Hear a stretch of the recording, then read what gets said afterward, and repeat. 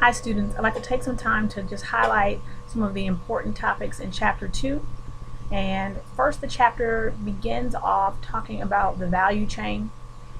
And basically the value chain is just a series of steps that marketers have to take in terms of coming up with a product idea, segmenting the market, targeting, creating the product, delivering it, or communicating that to the customers. And so it's a litany of steps here. Now, everyone has to do these steps, but there are certain places here where I might be able to provide extra value to my customers, something that they might really appreciate and be willing to pay for.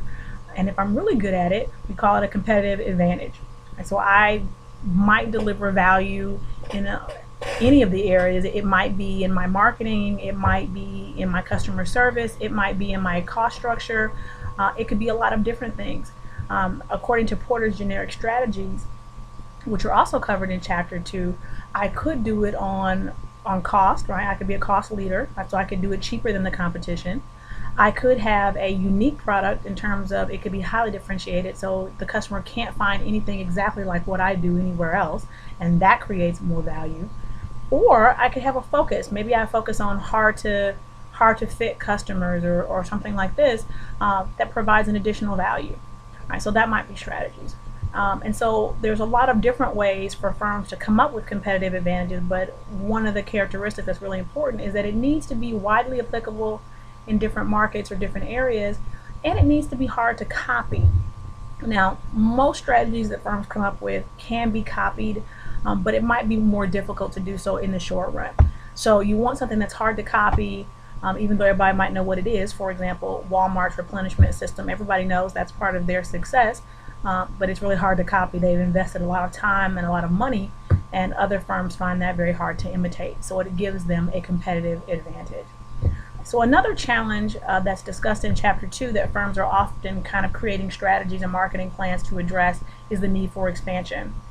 So Anna's product market expansion grid discusses this and gives you kind of 4 different blocks for expansion.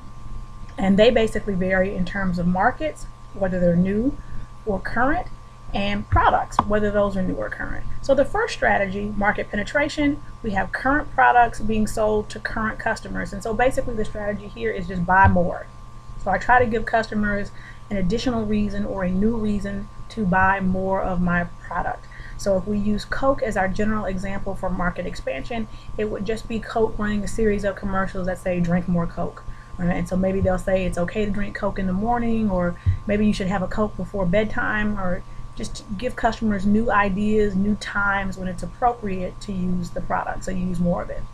That's the least risky in terms of strategy because you're not doing anything you're unfamiliar with. You know the product and you know the customers. Second strategy, market development. So here we begin to talk to new customers, but we're still trying to sell the same old product.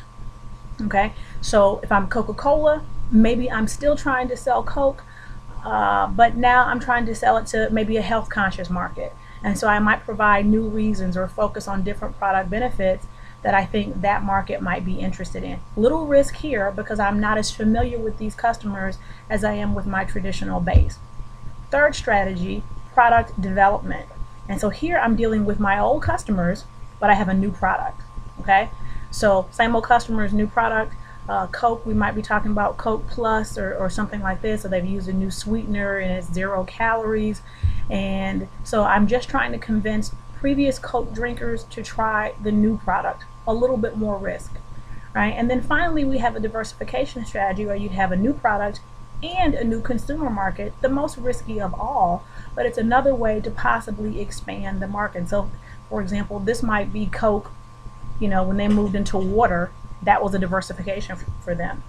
And so firms are constantly trying to balance out where their skill sets lie. Is it with the customer or the product, right? And how should I try to venture out and grow my market share or increase my sales? So those are some of the highlights from chapter 2, and I look forward to speaking with you again.